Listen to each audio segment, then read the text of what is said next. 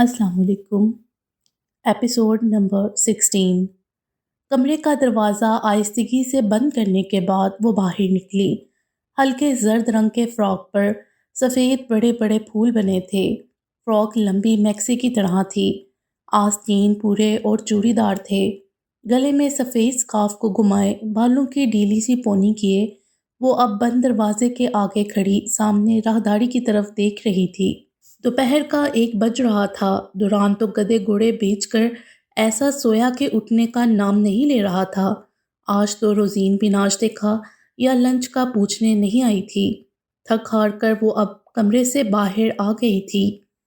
چمچماتی سفید فرش والی راہداری سے آگے لاؤنج کی طرف قدم بڑھائے وہ ارد گرد لگی پینٹنگز اور سجاوٹی چیزوں کو دیکھ رہی تھی۔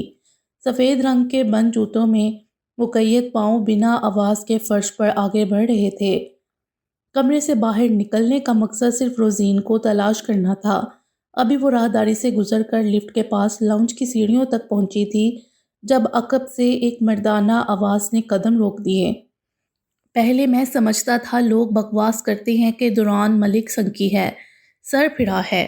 جوئے چونک کر پلٹی۔ برہان لفٹ کے دروازے کے آگے کھڑا تھا، سفید پینٹ، گرے ٹی شرٹ اور جیل زدہ بالوں کو بڑے سلیقے سے پیچھے کیے وہ زہریلی مسکراہٹ لبوں پر سجائے کھڑا تھا۔ ہاتھ میں موبائل تھامے وہ کہیں جانے کے لیے تیار تھا۔ لیکن اب یقین ہو گیا ہے وہ سنکی ہی نہیں، ایک نمبر کا بے وقوف بھی ہے۔ مسکراہٹ گہری ہوئی، وہ چند قدم چلتا ہوا جویریہ کے بالکل سامنے آ گیا تھا۔ چبھتی نگاہیں اس کے چہرے کا طواف کر رہی تھیں۔ اس کی نگاہیں عجیب طرح گھٹن کا شکار کر رہی تھیں۔ وہ سر سے پاؤں تک اسے حقارت سے جانچ رہا تھا۔ برہان سے یہ اس کا باقاعدہ پہلی دفعہ آمنا سامنا تھا۔ ہیلو، میں برہان ملک، رشتے میں چھوٹا دیور لگتا ہوں تمہارا۔ تاہنوز استہزائیہ مسکراہٹ کے ساتھ ہاتھ آگے بڑھایا۔ جویریہ نے ایک نظر مسافے کے لیے بڑھائے ہوئے اس کے ہاتھ پر ڈالی اور پھر بلا جواز سکارف کو گلے پر درست کرتی ایک طرف ہوئی۔ اس سے پہلے کہ وہ قدم آگے بڑھاتی، برہان اچک کر پھر سے اس کے سامنے آیا۔ واو، رب نے بنا دی جوڑی، شکل نہیں تو اکڑ تو دوران جیسی ہی ہے۔ دیکھتے ہیں یہ ایک جیسی اکڑ والی جوڑی کا ٹائم پیریڈ کتنا ہے۔ ایک اور طنز کا تیر تھا، وہ اب نگاہیں اور سر مزید جھکا چکی تھی۔ وہ بلا وجہ اس کی کسی بات کا جواب نہیں دینا چاہتی تھی۔ ویل، اب ملاقات تو ہوتی ہی رہے گی۔ نائس ٹو میٹ یو بھابی۔ تھوڑا سا گردن کو خم دیتا وہ اس کے جھکے چہرے کو دیکھ کر ایک دم سے پلٹا اور پھر سیٹی بجاتا لاؤنج کی طرف بڑھ گیا۔ اس کے جاتے ہی ہوائیاں اڑائے چہرے کے ساتھ وہ واپسی کے قدم بڑھا رہی تھی جب یکدم لفٹ کھلی اور اسونتھ ملک اور روبی لفٹ میں سے باہر نکلے۔ السلام علیکم۔ بے اختیار نے اس نے دونوں کو سلام جھاڑا۔ لہجہ ابھی بھی برہان کی بے تکی باتوں کی وجہ سے اندرونی گھبراہٹ کا غمازی تھا۔ روبی نے تو ناک بھینچے چہرے کا رخ موڑ لیا، البتہ اسونتھ ملک نے بڑی خوشگوار مسکراہٹ کے ساتھ سلام کا جواب دیا۔ وعلیکم السلام۔ وہ بھی جواباً مسکرائی اور اس سے پہلے کہ پلٹتی اسونتھ ملک کی آواز پر پھر سے رک گئی۔ دوران دیر سے اٹھتا ہے، ہمارے ساتھ ناشتہ کرو۔ اسونتھ ملک کا لہجہ اب بھی محبت بھرا تھا۔ حیرت ہے وہ لوگ دوپہر کے 1 بجے ناشتہ کرنے لگے تھے۔ دوران جلدی بھی اٹھے تو کون سا ہمارے ساتھ بیٹھتا ہے۔ اسونتھ ملک کی بات پر روبی نے کٹیلے لہجے میں طنز برسایا۔ دوران کو چھوڑو بیٹا، آؤ تم چلو ہمارے ساتھ، ناشتہ لگ چکا ہے۔ اسونتھ ملک نے فوراً روبی کی بات کو گھیراؤ کیا اور ڈائننگ ہال کی طرف اشارہ کیا۔ ان کا لہجہ اور انداز ایسا تھا کہ جوئے مسکراتے ہوئے آگے بڑھی۔ کھانے کے کمرے میں ڈائننگ میز پر ناشتے کے تمام لوازمات سج چکے تھے۔ روزین وہیں ہاتھ باندھے کھڑی تھی، جوئے کو دیکھ کر مسکرائی۔ ٹوسٹ، مختلف تازہ جوس، جیم، آملیٹ، انڈے آملیٹ، اتنا ڈھیر سارا ناشتہ صرف 2 بندوں کے لیے سجایا گیا تھا۔ میز پر ایک اچوتی نگاہ ڈالتی وہ کرسی پر براجمان ہوئی۔ دوران نے ہمارا تعارف تو کروا دیا ہوگا۔ کرسیوں پر بیٹھتے ہوئے اسونتھ ملک کے جواب پر وہ ایک لمحے کے لیے تذبذب ہوئی۔ دوران کا تعارف یاد آیا۔ جی، آہستگی سے جواب دیا۔ روزین اب سب کے سامنے پلیٹ سجا رہی تھی۔ ضرور کچھ برا ہی بتایا ہوگا ہمارے بارے میں۔ روبی کا طنز بڑے لہجے میں کہا گیا جملہ گونجا۔ جویریہ نے چونک کر دیکھا، وہ ناک پھلائے بیٹھی تھی۔ نہیں ایسا تو کچھ نہیں کہا انہوں نے مدم سی مسکراہٹ کے ساتھ جواب دیا۔ روبی بتا رہی تھی آپ کراچی سے ہو۔ کراچی کے کس علاقے سے ہو؟ اسونت ملک کے سوال پر ٹوس کو اٹھاتے ہاتھ ایک پل کو تھمے۔ روبی بڑے نازک انداز میں جوس پیتے ہوئے اسے دیکھ رہی تھی۔ پینٹ شرٹ میں جدید فیشن سے لیس وہ عورت گھر میں بھی ایسے تیار تھی جیسے وہ کسی تقریب میں جا رہی ہو۔ ڈیفینس جوہریہ نے زبردستی مسکراہٹ سجائے دوران کا سکھایا ہوا جھوٹ بولا، گلا صاف کیا، ٹوسٹ کی چھوٹی سی بائٹ لی۔ اوہ گڈ، اور آپ کے پیرنٹس؟ اسونت ملک نے سر ہلاتے ہوئے اگلا سوال پوچھا۔ روبی نے اسونت کے گلاس میں جوس اٹیلتے ہوئے تیکھی نگاہیں اس پر جمائیں جیسے اس کا جھوٹ پکڑ رہی ہو۔ وہ ٹوسٹ کو آہستگی سے چبا رہی تھی۔ 2 سیکنڈ کا تعارف لیا۔ پیرنٹس کے سوال پر ایک دم سے دل میں ٹھیس اٹھی، گلے میں اٹکی پھانس کو نگلا۔ میرے اسلام قبول کرنے کے بعد انہوں نے تعلق ختم کر دیا تھا مجھ سے۔ اس کے سوال کا جواب جھوٹ نہیں تھا۔ روبی نے کچھ بولنے کے لیے منہ کھولا ہی تھا کہ انل کی آواز آنے پر منہ پھر سے بند کیا۔ ہیلو گڈ آفٹر نون ایوری ون۔ وہ ٹی شرٹ اور ٹراؤزر میں ملبوس آج یکسر مختلف لگ رہا تھا۔ اسونت ملک سے ہاتھ ملانے کے بعد جویریہ کے ساتھ مسکراہٹ کا تبادلہ کیا۔ اس سے پہلے اب تک جویریہ نے اسے ہمیشہ پینٹ کوٹ اور ٹائی میں ہی دیکھا تھا۔ وہ کرسی کو پیچھے دھکیلتے ہوئے بیٹھ رہا تھا۔ انل کے آ جانے پر اس نے سکھ کا سانس لیا۔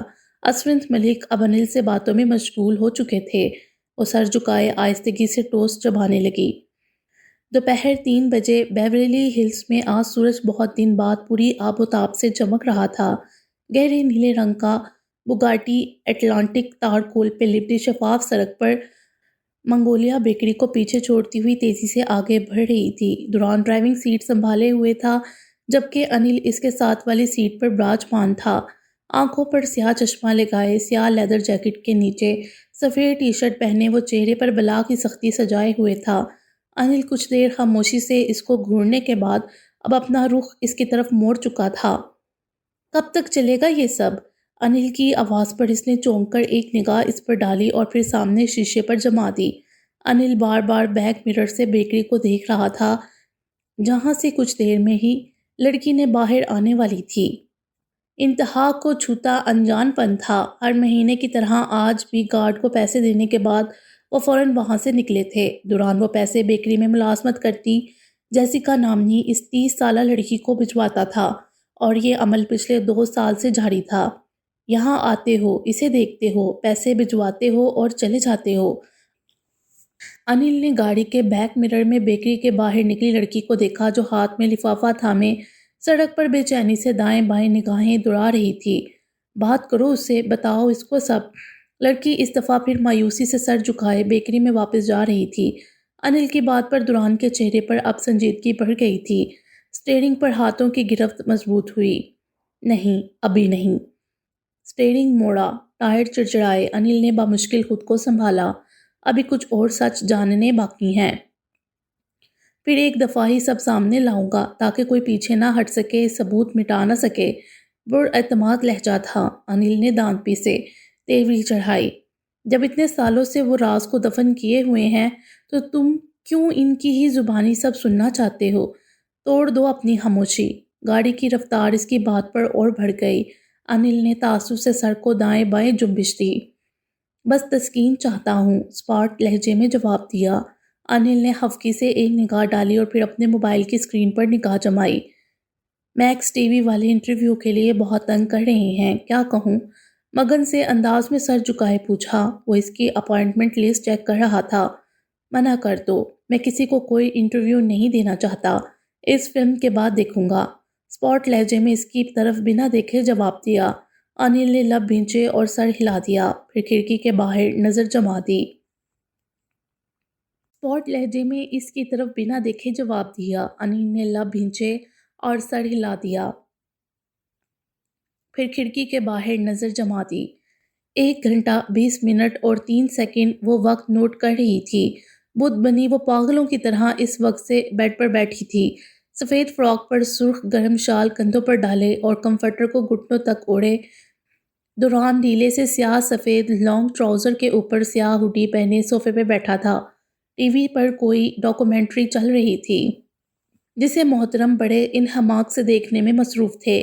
بیچ میں کبھی موبائل پر بھی نگاہ ڈالتا، لیکن پھر سے نگاہیں سامنے ٹی وی پر جم جاتی۔ 1 گھنٹے میں یہ اس کی دوسری سگریٹ تھی جسے وہ سلگا رہا تھا۔ انتہائی بوریت زدہ ڈاکومنٹری فلم تھی جس کو سمجھنے میں وہ پچھلا 1 گھنٹہ ضائع کر چکی تھی، اور اب سر اور آنکھوں میں شدید تکلیف تھی۔ ٹی وی دیکھنے کا اسے شوق نہیں تھا، لیکن سامنے چلتی سینما سکرین قبول تھی اگر کچھ ڈنگ کا لگا ہو تو۔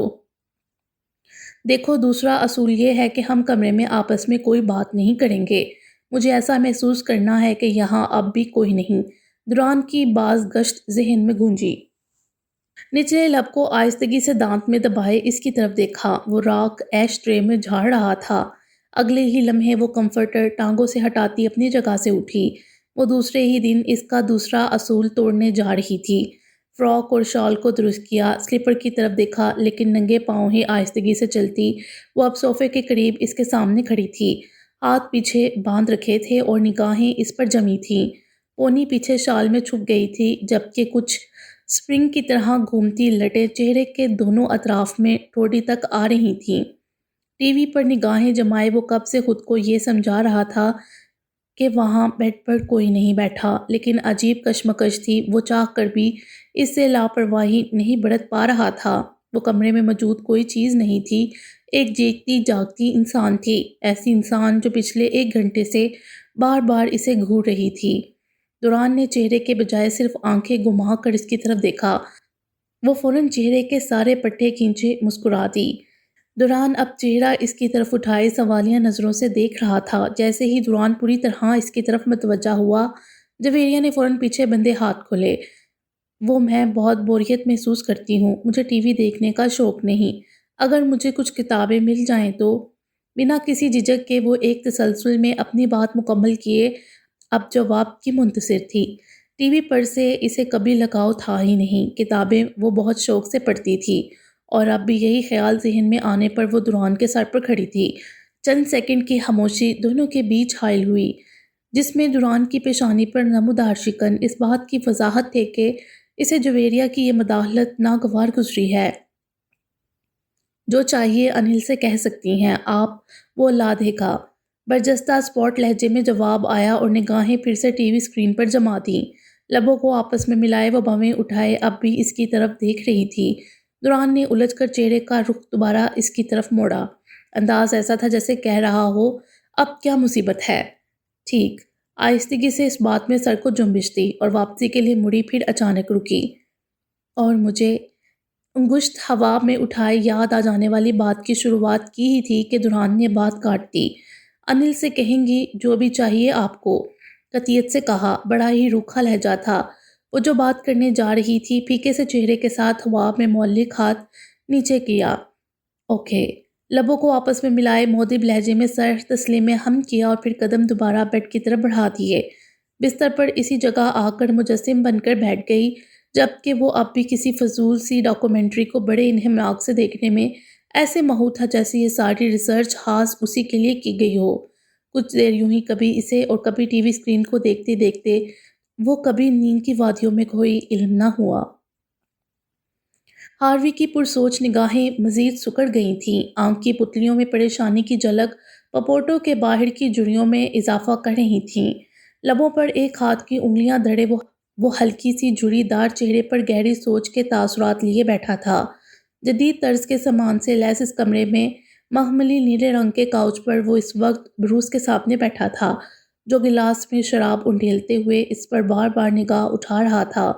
کمرے کی کھڑکیوں سے پڑے کیے ہوئے پردوں سے اندھیری رات میں چمکتی بجلی اور بارش کی بوندیں کھڑکی کے شیشے سے ٹکرا رہی تھیں۔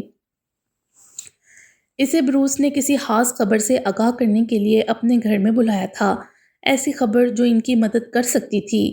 وہ اس لڑکی کو گھر سے نکالے گا نہیں، اور ہم کبھی اس تک پہنچ نہیں پائیں گے۔ شیون نام کی تلوار الگ میرے سر پر لٹکتی رہے گی، اور کاروبار بھی چوپٹ ہوگا۔ تو ہم بھی لڑکی تک پہنچنے کے لیے پہلے گھر تک پہنچنے کا سوچتے ہیں۔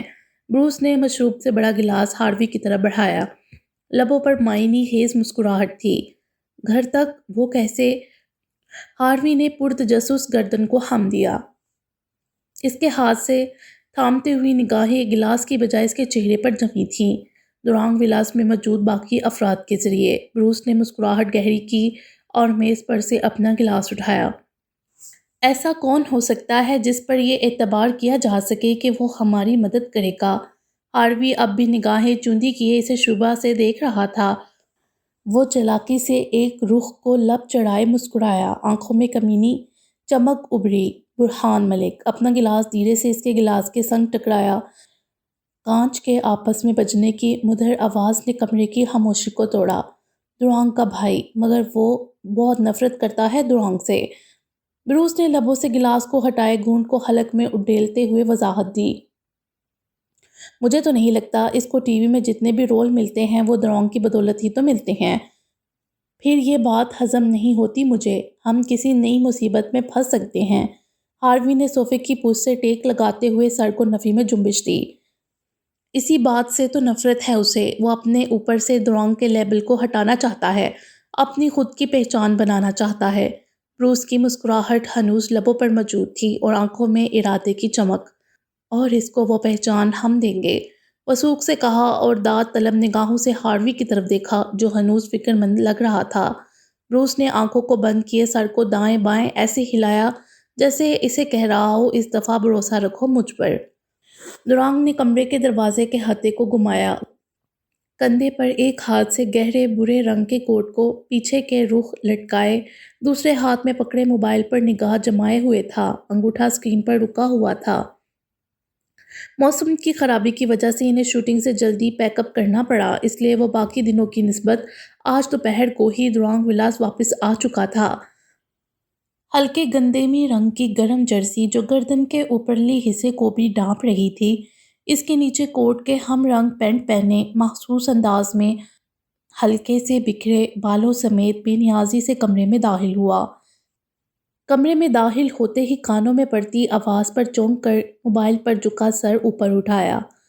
پورے کمرے میں خوبصورت آواز میں سورت رحمان کی تلاوت گونج رہی تھی۔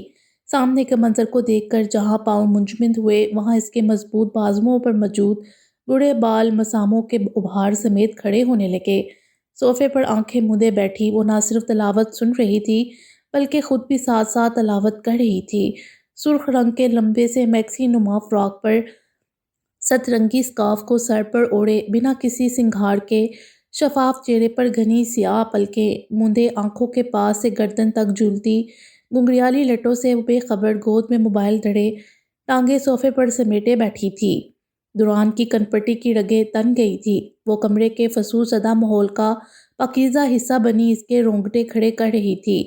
چاروں طرف سے تلاوت کے مختلف آوازیں گونجنے لگی تھیں، بہت سے سر زور زور سے ہوا میں ہلتے ہوئے دکھائی دینے لگے۔ میں نہ کہتی تھی یہودی عورت کا گندا خون ہے یہ، قرآن حفظ کرنے ڈالا کمبخت وہ چھوڑ آیا، اب بھی کہیں کوئی دین کی بات ہو لے شیطان کی طرح بھاگتا ہے وہاں سے۔ مجھے تو کبھی لگتا ہے وہ عورت اپنا کوئی گناہ نوین کا نام لے کر ہمارے سر منڈ گئی ہے۔ کانوں میں گونجتے جملے چہرے کی رنگت کو سرخ کر رہے تھے۔ ناک پھلائے وہ بپھر کر آگے بڑھا۔ دوران کے کمرے میں آئے آج اسے 5 دن ہو گئے تھے۔ انل نے نہ صرف اس کی منتخب کردہ کتابیں لا کر دی تھیں بلکہ ایک عدد موبائل فون بھی دیا تھا جو بقول اس کے دوران کے کہنے پر لا کر دیا تھا، اور اب وہ اسی فون پر تلاوت سن رہی تھی۔ قرآن پاک کے ترجمہ و تفسیر اردو میں پڑھنے کے بعد وہ اب عربی زبان میں بھی قرآن پڑھنا چاہتی تھی، اور اس کی مشق کے لیے اس کے عہد سے بہتر اور کیا ہو سکتا تھا۔ دوران تو شوٹنگ کے لیے نکلتا تو رات گئے واپس آتا تھا، وہ سارا دن کمرے میں رہتی تھی۔ قرآن کی تلاوت کے عمل نے اسے پرسکون کر دیا تھا۔ پچھلے 3 دن سے وہ سورت رحمان یاد کر رہی تھی، اور اس وقت وہ اتنی محو تھی کہ کس لمحے دروازہ کھلا اور کب دیران تیوری چڑھائے اس کے قریب آ کر کھڑا ہوا خبر نہ ہوئی۔ وہ تو جب بند آنکھوں سے ہی دوران میں سے اٹھنے والی محسوس خوشبو ناک کے نتنوں میں گھسی اس نے پٹ سے آنکھیں کھولیں۔ دشمن جان اس کے سر پر کھڑا تھا۔ اوہ مجھے پتہ نہیں چلا آپ کب آئے۔ جز بز ہو کر فوراً تلاوت کو بند کیا، صوفے پہ رکھے پاؤں نیچے اتارے۔ آئندہ سے اس سب کے لیے ایئر فون استعمال کیا کریں۔ وہ پیروں میں سلیپر پہن رہی تھی جب دوران کے چبھتے سے لہجے میں کہا گیا جملہ سنائی دیا۔ اس نے چہرہ اوپر اٹھایا تو وہ ایسے ہی لال بھبوکا کھڑا تھا جیسے اس نے بنا ایئر فون تلاوت سننے کا بہت بڑا گناہ سر انجام دے دیا ہو۔ کیوں، کیا آپ کے کمرے کی دیواروں کو بھی قرآن پاک کی تلاوت ناپسند ہے؟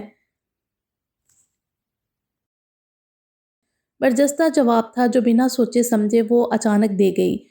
پتہ نہیں کیوں، مگر اس کا اس چھوٹی سی بات پر بلا وجہ اتنا غصہ دکھانا اسے بری طرح کھول گیا۔ اس کے تو فرشتوں کو بھی علم نہیں تھا کہ وہ آج جلدی آ جائے گا، ورنہ تو وہ اس کے آنے تک اپنی مشق مکمل کر لیتی تھی۔ اس وقت کمرے میں میرے علاوہ اور کوئی نہیں تھا اور مجھے نہیں لگتا ایسے میں بھی مجھے ایئر فون لگانے کی ضرورت ہے۔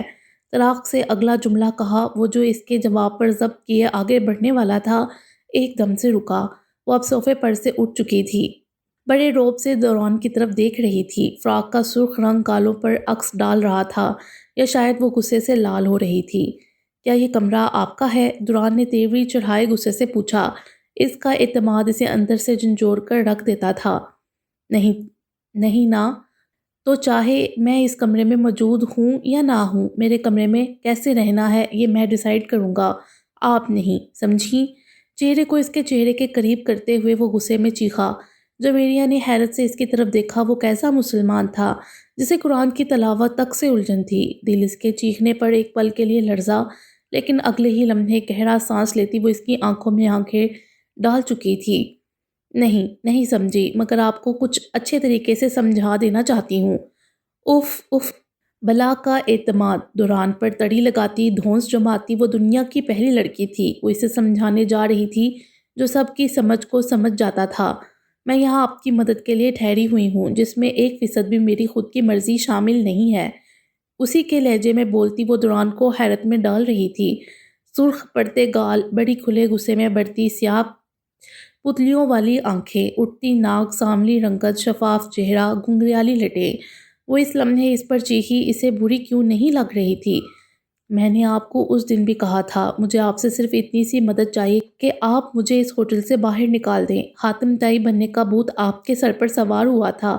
بڑے رعب سے وہ اس کی آنکھوں میں آنکھیں ڈالے چیخ رہی تھی۔ اس کی جگہ کوئی اور لڑکی ہوتی اتنی اکڑ پر اب تک اسے تھپڑ کھا چکی ہوتی، مگر اس کے لیے دل تھپڑ مارنے کا تصور بھی نہیں کر رہا تھا۔ اوہ، ایک منٹ، میں یہ کیسے بھول گئی کہ آپ حاتم طائی نہیں بنے تھے، بلکہ میری اس مدد کے پیچھے آپ کا اپنا بھی مفاد چھپا تھا۔ دیکھ چکی ہوں میں وہ وائرل ویڈیو اور لوگوں کے کمنٹس۔ چہرے کی لٹوں کو ایک ہاتھ سے پیچھے کرتی وہ اب لب بھینچے زور زور سے سر کو ہلا رہی تھی، سینے پر ہاتھ باندھے اپنی طرف سے وہ دوران کو خوب سنا رہی تھی، جبکہ وہ اپنے ہی اندر بڑھتی الجھن سے الجھا کھڑا تھا۔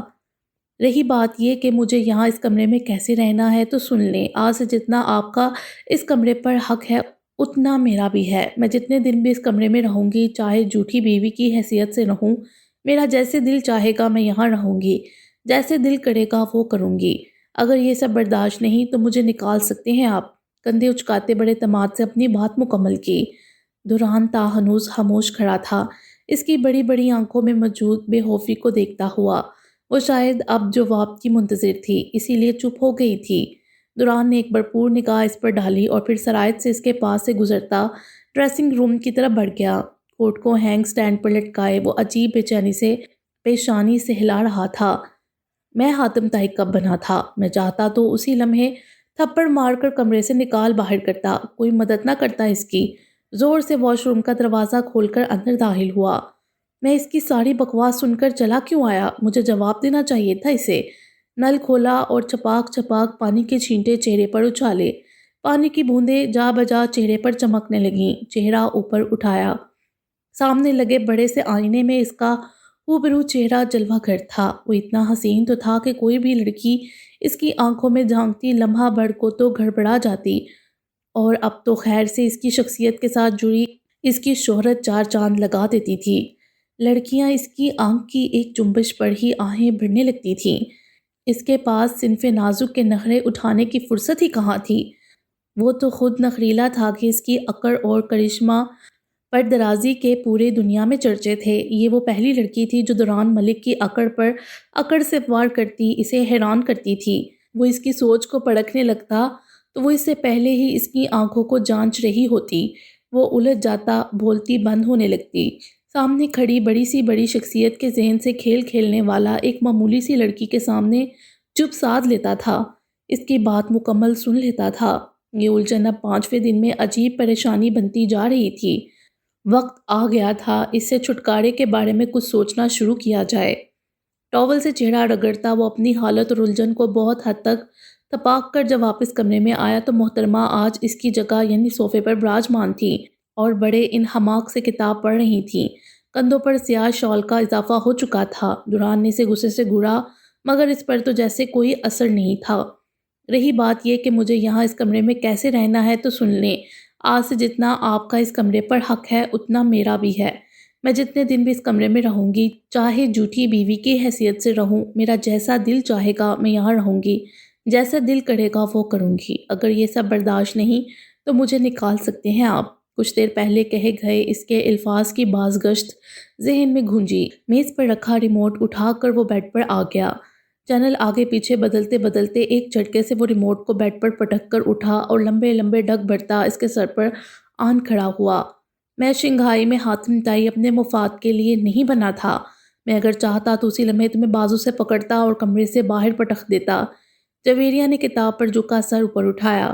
تو جناب آدھے گھنٹے بعد جواب دینے آ ہی گئے۔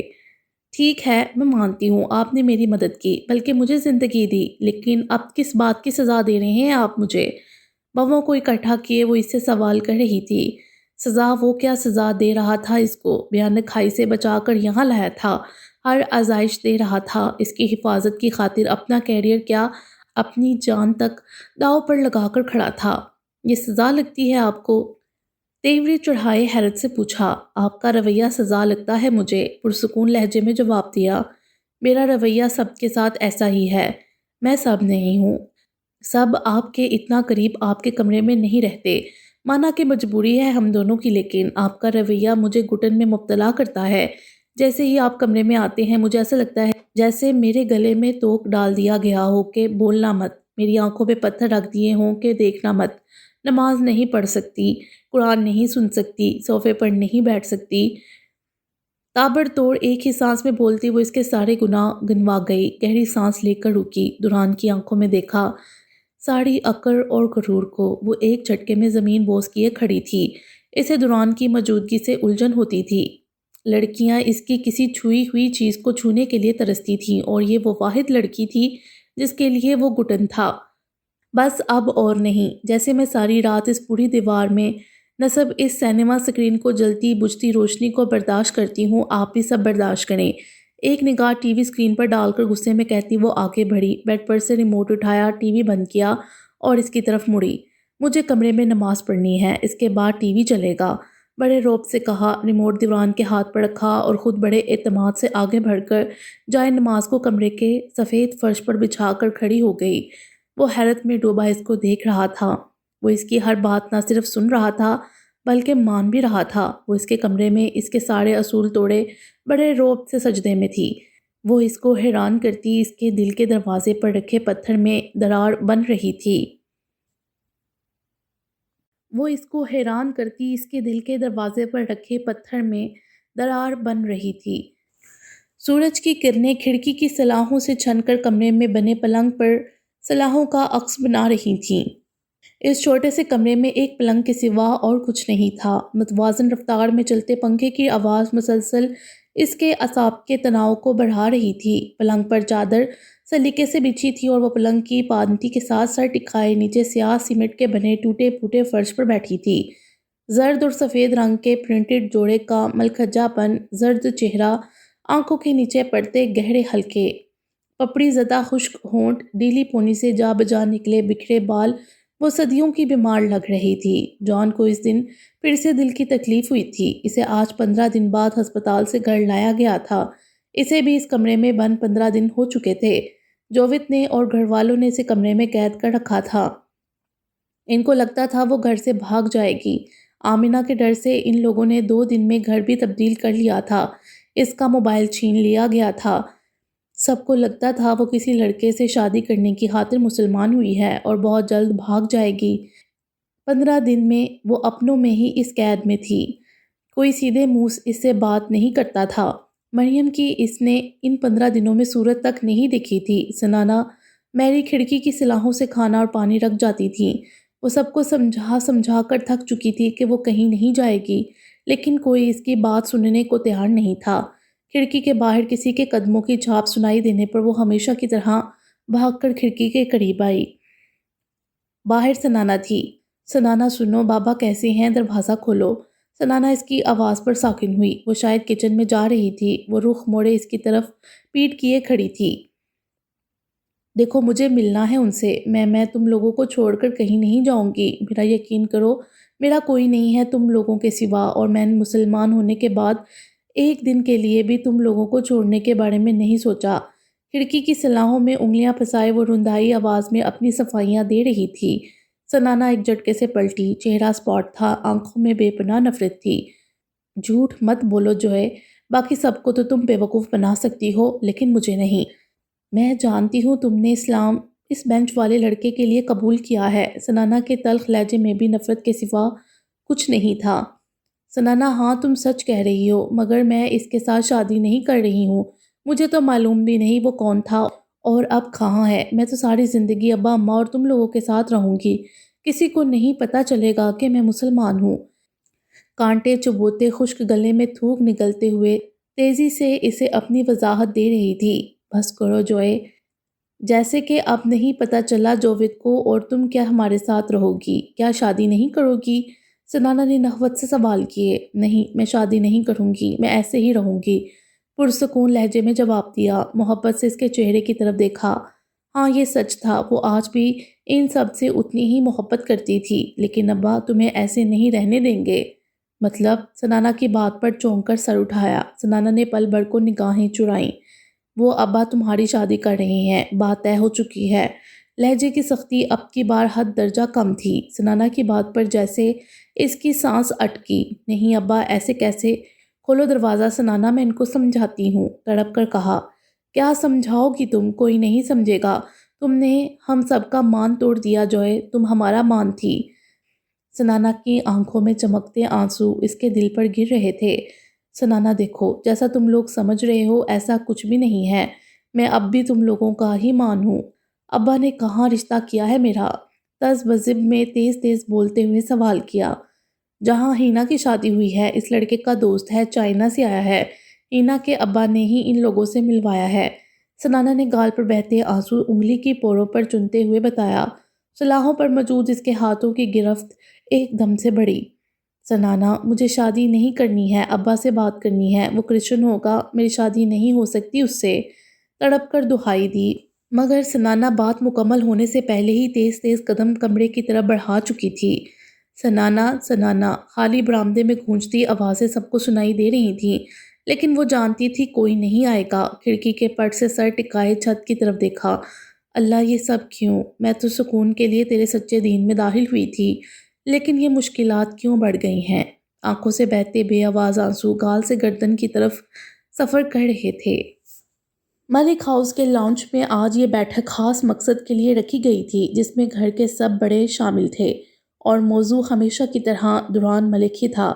جائیداد دران ملک کے نام لگ چکی تھی، لیکن اس کے بدلتے تیور سب کو پریشان کیے ہوئے تھے۔ وہ گھر نہیں آتا تھا، گھر آتا تو سیدھے منہ کسی سے بات کرنا تو دور، وہ کسی کو دیکھنا بھی گوارا نہیں کرتا تھا۔ خاموشی سے سر جھکائے اوپر اپنے کمرے میں چلا جاتا۔ اس دن اسونت ملک کے چپ کروانے پر وہ چپ ہو تو گیا تھا، مگر وہ اب اسونت ملک کے ذریعے اپنی ماں تک پہنچنے کا اور طریقہ استعمال کرنا چاہتا تھا۔ کہہ ہی دیتی ہوں تم سب سے، ایسے دران کبھی نہیں مانے گا اپنی سبرینا کے لیے۔ زبردستی ہی کرنا ہوگا سب۔ دستگیر بیگم نے ہاتھ ہوا میں اٹھائے جیسے اعلان کیا تھا۔ وہ لاؤنج میں لگے پلنگ پر براجمان تھیں اور باقی سب صوفوں اور کرسیوں پر بیٹھے تھے۔ دران کا بدلتا رویہ سب کو جہاں تکلیف دے رہا تھا، وہاں یہ ڈر بھی لاحق ہو گیا تھا کہ دران سبرینا سے شادی بھی نہیں کرے گا۔ اماں، وہ ابھی بمشکل 21 کا ہوا ہے، بڑی مشکل سے میں نے اس کو شازیہ کو جائیداد نہ دینے پر راضی کیا ہے۔ آپ اب ایک نیا پریشر اس کے سر تھوپ دیں۔ اسونت نے تیوری چڑھائے دستگیر بیگم کی طرف دیکھا۔ روبی صوفے کی پشت چھوڑے تیر کی طرح آگے ہوئی۔ کیوں نہ تھوپیں؟ دیکھا نہیں شازیہ کتنی چالاکی سے رانیہ کو یہاں کراچی میں دران کی یونیورسٹی میں داخل کروا چکی ہے۔ فائقہ بتا رہی تھی اچھا ملنا جلنا ہے دونوں کا، آئے دن کنٹین میں بیٹھے ہوتے ہیں۔ روبی آنکھیں گھماتے ہوئے اپنے اگلے ڈر سے آگاہ کر رہی تھی۔ عصمت نے نحوت سے ناک چڑھائی۔ بس پھر بھابھی دوران کو ہاتھ سے جاتا سمجھو، کیونکہ رانیہ اپنی ماں کی دوسری کاپی ہے۔ سونیا نے جھکا سر اوپر اٹھایا۔ یاور کے بعد وہ اپنی عمر سے بھی زیادہ عمر رسیدہ لگنے لگی تھی۔ وہ لے اڑے گی اسے، اور میری یتیم بچی یوں ہی مالا جپتی رہ جائے گی دوران کی۔ سونیا کے پھیکے سے لہجے میں کہے گئے جملے پر روبی نے رنج سے اپنی بہن کی طرف دیکھا۔ اماں بیس سارا قصور آپ کا ہے، آپ نے میری بیٹی کے کچے ذہن میں دوران کے لیے ایسے خیالات ڈال دیے۔ سونیا نے بڑی ہوئی آنکھوں سے دستگیر بیگم کی طرف دیکھتے ہوئے شکوہ کیا۔ میری بیٹی نے دوران کے لیے پتہ نہیں کیا کیا خواب سجا لیے ہیں، اور وہ وہاں رانیہ کے ساتھ محبت کی پتنگیں بڑھا رہا ہے۔ سونیا کا دلگیر لہجہ اور سبرینا کی فکر سب کے چہروں پر اثر چھوڑ گئی۔ فکر نہ کرو بہو، اس رانیہ کا بندوبست بھی کرتی ہوں میں۔ دوران شادی تو سبرینا سے ہی کرے گا، تم سب دیکھنا ذرا۔ دستگیر بیگم نے آنکھوں کو چندی کیے وثوق سے کہا۔ اسونت ملک نے غصے سے سب کو گھورا اور ایک جھٹکے سے اپنی جگہ سے اٹھ کر لاؤنج سے باہر کی طرف قدم بڑھا دیے۔ سب اسے جاتے ہوئے دیکھ رہے تھے۔ بیوریلی ہلز کی ڈوبتی شربتی شام میں دورانکس ولا کا لاؤنج کچا کچ مہمانوں سے بھرا تھا۔ موسیقی کے جلد رنگ اور ہر طرح کے لوازمات لان کی سجاوٹ کو دوبالا کر رہے تھے۔ دورانگ نے اپنی شادی کی ریسیپشن رکھی تھی۔ جویریہ اور اس کے رشتے کو ختم کرنے کے لیے پہلے اپنے رشتے کو سب کے سامنے لانا اور اپنے مقصد کو پورا کرنا ضروری تھا، جس کے لیے اس نے آج شادی کے ہفتے بعد یہ تقریب رکھی تھی۔ لان کی گہما گہمی سے کچھ دور دوران کے کمرے میں وہ گہرے نیلے رنگ کی ملائم سی میکسی میں ہر طرح کے سنگھار سے لیس ڈریسنگ میز کے سامنے کھڑی تھی۔ بال جیل لگا کر پیچھے باندھے گئے تھے۔ کانوں میں چمکتے ہیرے کے چھوٹے سے بھندے اور نگینے والا نیکلس گردن میں چمک کر اس کے حسن کو دوبالا کر رہا تھا۔ روزین ہاتھ باندھے اس کے بالکل پیچھے کھڑی پرسوچ نگاہوں سے دیکھتے ہوئے مسکرا رہی تھی۔ اس کا سنگھار کرنے والی لڑکی اپنا سامان سمیٹ رہی تھی۔ روزین، مجھے اسکارف لینا ہے۔ خود پر جانچتی نگاہ ڈالے وہ اب روزین کی طرف دیکھ رہی تھی۔ میکسی بہت حسین تھی، لیکن اس اسکارف کے بنا حالی پن محسوس ہو رہا تھا۔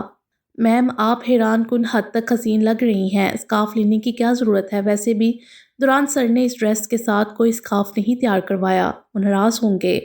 روزین کے جواب پر وہ مسکرا کر پلٹی۔ گہری نیلی میکسی میں ہلکی گندمی رنگت کے چہرے پر سلیقے سے کیے میک اپ اور چمکتی سیاہ آنکھوں کے سامنے مسکراتی ہوئی وہ منفرد اور پرکشش لگ رہی تھی۔ روزین، تمہارے باس کا نام ہٹلر ہونا چاہیے تھا۔ خیر، پریشان نہ ہو، کچھ نہیں کہیں گے۔ مسکراہٹ کو مزید گہرا کیا۔ روزین پوری بتیسی نکالے ہنس دی۔ جویریہ انگلش اٹک کر بولتی تھی، لیکن روزین بآسانی اس کی بات سمجھ جاتی تھی۔ وہ بہت اچھے ہیں، بس غصے کے تیز ہے۔ ہاتھ باندھے روزین نے شرارت سے ناک بھینچ کر دوران کی تعریف کی۔ وہ مسکراہٹ کو مزید گہرا کیے آگے بڑھی۔ میکسی بہت خوبصورت تھی، لیکن کندھوں پر اسکارف یا دوپٹہ نہ ہونا حالی پن محسوس کروا رہا تھا۔ ڈریسنگ روم میں موجود الماری کھولے اس نے ایک بھرپور نگاہ کتار میں لٹکے ملبوسات پر ڈالی۔ اچھا، پھر یہ شال فر والی، میرے خیال سے یہ تو بہتر رہے گی، اسے کندھوں پر ڈال لیتی ہوں۔ اگر ہٹلر تم پر ناراض ہو تو کہہ دینا کہ مجھے سردی لگ رہی تھی۔ سرخ رنگ کی گرم شال تھی جو اس نے الماری سے باہر نکالی اور روزین کی طرف پلٹی۔ جانتی تھی اس کی تیاری کی ذمہ داری دوران نے روزین کے سر پر ڈالی ہے، اور کسی بھی بات پر پوچھ گچھ بھی اسی سے ہی کی جائے گی۔ جی، یہ اچھی لگے گی۔ پیچھے سے شال کو کندھوں پر گھما کر وہ بازوؤں پر درست کرتی روزین کی بات پر مسکرائی۔ گہری نیلی میکسی پر یہ جدید طرز کی سرخ شال جہاں اس کے کندھوں کو ڈھانپ رہی تھی، وہاں اس کے سنگھار کا حصہ ہی لگ رہی تھی۔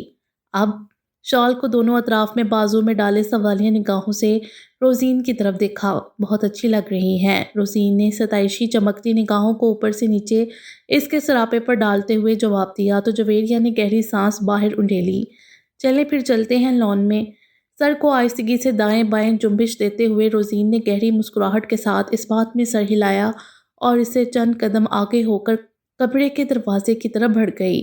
لان میں سب لوگ اب اسی کا انتظار کر رہے تھے، جن میں وہ خود بھی سیاہ کوٹ پینٹ میں ملبوس اس پوری تقریب کا دل بن کر دھڑک رہا تھا۔ جویریہ کے لان کی راہداری میں قدم رکھتے ہی سب کی نگاہیں ایک ساتھ اس پر اٹھیں اور پھر ٹھہری تھیں۔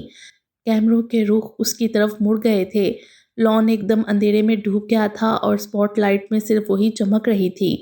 پراعتماد چھوٹے چھوٹے ڈھک بھرتی وہ شال کو بڑے سلیقے سے دونوں اطراف میں باہوں کے سہارے جکڑے ہوئے تھی۔ دوران کی ہدایت کے مطابق دھیمی سی مسکراہٹ کو چہرے پر مزین کیے آگے بڑھ رہی تھی۔ دوران جو پل بھر کو اسے اپنے پسندیدہ رنگ میں دلچسپی کا سماں بنے دیکھ کر غیر متحرک ہوا، کسی کیمرے کی روشنی نے حواس میں آنے پر مجبور کیا۔ چند قدم آگے بڑھا اور ہاتھ اس کی طرف بڑھا دیا۔ ہر طرف سے تالیوں کی آوازیں جویریہ کے خیر مقدم میں گونجی تھیں۔ دوران اس کا ہاتھ تھامے لوگوں کے بیچ آ رہا تھا اور وہ ہمہ وقت اپنے اعتماد اور بے ترتیب ہوتی دھڑکنوں کو بحال رکھنے میں کوشاں تھی۔ بہت سے چہرے تھے، چمکتے دھمکتے روشن جدید لباسوں میں ملبوس وجود، کھوکھلے قہقہوں کے جلد رنگ، مہنگے پرفیوموں کی معطر، کیمروں کی روشنیاں، تعریفوں بڑے جملے۔ ایک لمحے کو اسے اپنا آپ بجھا سا اور کمتر لگا، دل کے ڈوبنے جیسا احساس تھا، لیکن کیوں؟ دوران اس کا ہاتھ تھامے کھڑا تھا، لوگوں کے آگے بڑھ کر خوش آمدید کہنے کا جواب دے رہا تھا۔ لوگوں کی نگاہوں میں حسرت تھی، رنج تھا، جلن تھی، حسد تھا۔ بہت سی آنکھیں تھیں جن کو وہ نگاہیں گماتے ہوئے جانچ رہی تھی۔ مدھم سی مسکراہٹ کچھ گہری ہوئی، گہری سانس کے ساتھ دل کی بے خوفی کو ختم کیا۔ یہ سب لوگ اس بات سے انجان تھے کہ کچھ بھی اس کا نہیں ہے، نہ ساتھ کھڑا یہ روبرو دولت مند مشہور فلم سٹار اور نہ یہ محل جیسا دورانگ ولاس۔ اسے لوگوں کی آنکھوں میں جھلکتی حسرتوں، نفرتوں پر ہنسی آ رہی تھی۔ دورانگ اس کا بازو چھوڑے ایک طرف بڑھ گیا تھا، جبکہ وہ اپنے سامنے کھڑی موم کی گڑیا جیسی انگریز لڑکی کی چٹر پٹر انگریزی زبان سن رہی تھی۔ وہ اسے اپنی اور دورانگ کی کسی فلم کا قصہ سنا رہی تھی۔ وہ اس کے قصے کو سن رہی تھی جب عقب سے آتی آواز کانوں میں پڑی، ویسے ہیرو اصل جوڑی کے ہاتھ میں آئے تو ہی اس کی اصل قیمت اور چمک کا اندازہ ہوتا ہے۔ عقب سے آتی مردانہ آواز میں کہے گئے جملے پر وہ پلٹنے پر مجبور ہوئی۔ برہان ہاتھ میں مشروب کا گلاس تھامے کھڑا مسکرا رہا تھا۔ ہائے، کیسی ہیں بھابھی؟ جلدی سے گلاس کو بائیں ہاتھ میں منتقل کرتے ہوئے وہ سلام کے لیے ہاتھ آگے بڑھائے ہوئے تھا۔ جویریہ نے بلا جواز کندھوں پر شال درست کرتے ہوئے نگاہیں چرائیں۔ برہان کے ساتھ اس دن کی ملاقات یاد آئی۔ کچھ دوری پر روبی اور اسونت ملک بھی نک سک سے تیار ہوئے موجود تھے۔ وہ لوگ شاید اب تقریب میں شامل ہوئے تھے۔ دیکھیں بھابھی، غلط مت سمجھیے گا، وہ اس دن پہلی ملاقات تھی اور میں اول فول بک گیا۔ برہان کا شرمندہ سا لہجہ اور پیشانی سے ہلانا وہ اس دن کی نسبت یکسر مختلف لگ رہا تھا۔ جویریہ نے نگاہ اس کی طرف اٹھائی، وہ دوستانہ مسکراہٹ چہرے پر سجائے ہوئے تھا۔ میں اپنی اس دن والی باتوں کے لیے معافی مانگتا ہوں۔ بڑا مؤدبانہ لہجہ تھا۔ اٹس اوکے، آہستگی سے کہا اور زبردستی مسکراہٹ کو گہرا کیا۔ ہاؤ سویٹ، آپ حسین ہونے کے ساتھ ساتھ بہت سویٹ بھی ہیں، مطلب آپ کتنا سریلا بولتی ہیں۔ برہان نے آنکھیں پوری کھولے تعریف میں زمین آسمان ایک کیا۔ ہاں، اس کی آواز بہت خوبصورت تھی، لیکن برہان کا یوں تعریف کرنا، وہ طنز بضب حالت میں چہرے کے بدلتے رنگ کو چھپانے لگی۔ تھینکس، آہستگی سے کچھ نہ سمجھ آنے پر شکریہ ادا کیا، جس پر برہان کا خفیف سے قہقہ گونجا۔ برہان کا نہ صرف رویہ بدلا ہوا تھا بلکہ اس کے ہر انداز میں بھی وہ آج اپنے لیے احترام محسوس کر رہی تھی۔ وہ اس کے لیے قائم کی ہوئی اس دن کی رائے کو بدلنے پر مجبور ہو گئی تھی۔ برہان اب اسے اپنے بارے میں بتا رہا تھا، اپنے ٹی وی ایکٹر ہونے اور اپنے کیریئر کے بارے میں۔ وہ برہان کی باتوں پر مسکراتی ہوئی کچھ دور کھڑے دوران کی گھورتی نگاہوں سے بالکل انجان تھی۔ وہ جو کچھ لوگوں سے ملنے کے بعد پلٹا تھا، سامنے برہان کو جویریہ کے پاس یوں کہکے لگاتے دیکھ کر ناک کے نتنے ہلکے سے پھول گئے، آنکھیں ایک سیکنڈ کے 12ویں حصے میں چوندی ہوئیں۔ غیر ارادی طور پر وہ اگلے ہی لمحے وہاں موجود تھا۔ جویریہ، فوٹو شوٹ ہے، آؤ۔ پینٹ کی جیبوں میں ہاتھ ڈالے روب سے کہا۔ وہ دونوں ایک ساتھ چونکے۔ دوران سپاٹ چہرہ لیے پاس کھڑا تھا، پینٹ کی دونوں جیبوں میں ہاتھ ڈالے، پیشانی پر افقی رخ شکن ڈالے۔ Congratulations bro, you are lucky man, she is beauty. بڑے جوشیلے انداز میں برہان باہیں پھیلائے اس کی طرف بڑھا جب ایک دم سے دوران کا پینٹ کی جیب میں سے نکلا ہاتھ ان دونوں کے بیچ حائل ہوا۔ دوران کے بھینچے جبڑے اس کے غصے پر ضبط کی نشانی تھے۔ برہان نے فوراً خود کو اس کی صورتحال کے مطابق درست کیا اور مسکرا کر لبوں کو گول کرتا ہوا پیچھے ہوا۔ دوران نے یکدم سے جویریہ کی کمر کے گرد بازو حائل کیا اور اس کے ہمراہ پلٹا۔ بڑی بے ساختہ حرکت تھی جس پر وہ اس کے مضبوط بازوؤں میں لڑکھڑا کر سنبھلی۔ بھابھی، ایک فیملی فوٹو کے بعد ایک فوٹو دیور بھابھی کی بھی ہونی چاہیے۔ کیا خیال ہے؟ برہان کی چہکتی سی آواز عقب سے سنائی دی۔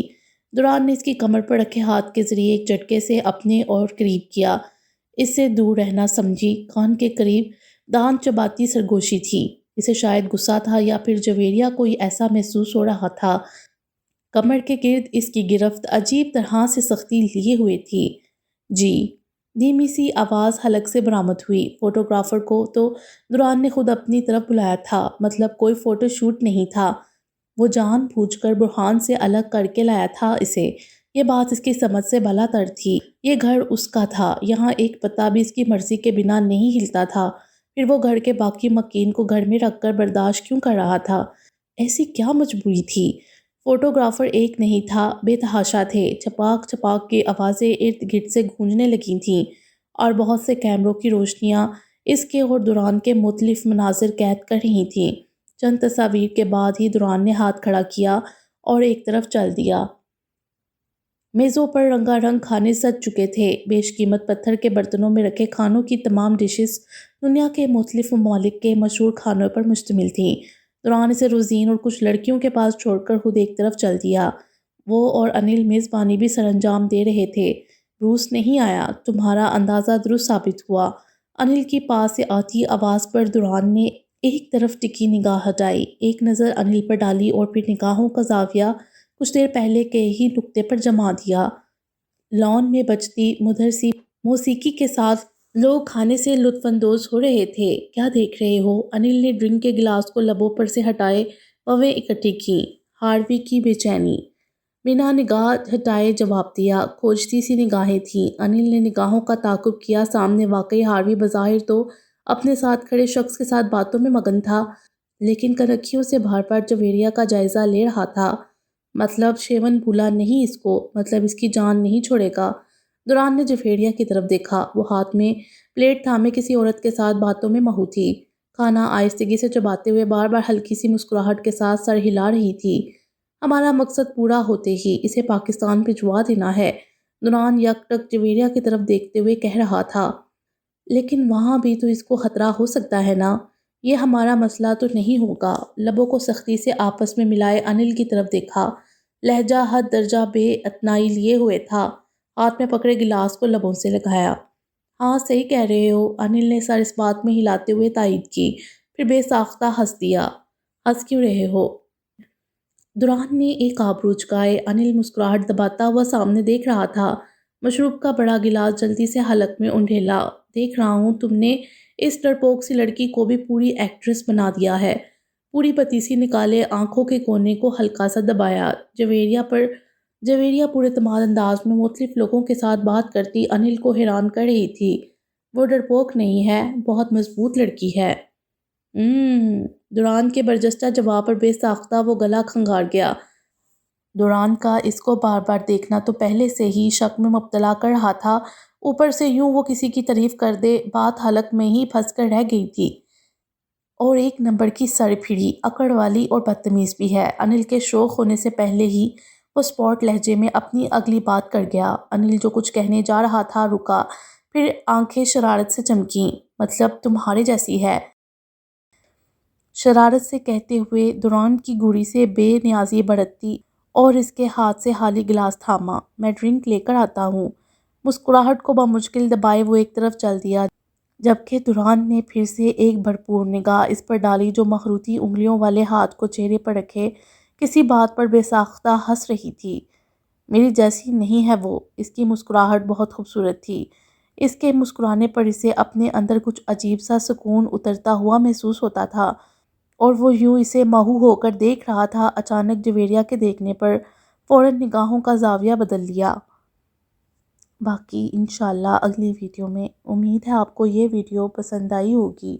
ہمارے چینل کو سبسکرائب کریں اور بیل آئیکن کو پریس کر دیں ہمارے چینل کی لیٹسٹ اپڈیٹس حاصل کرنے کے لیے۔ شکریہ۔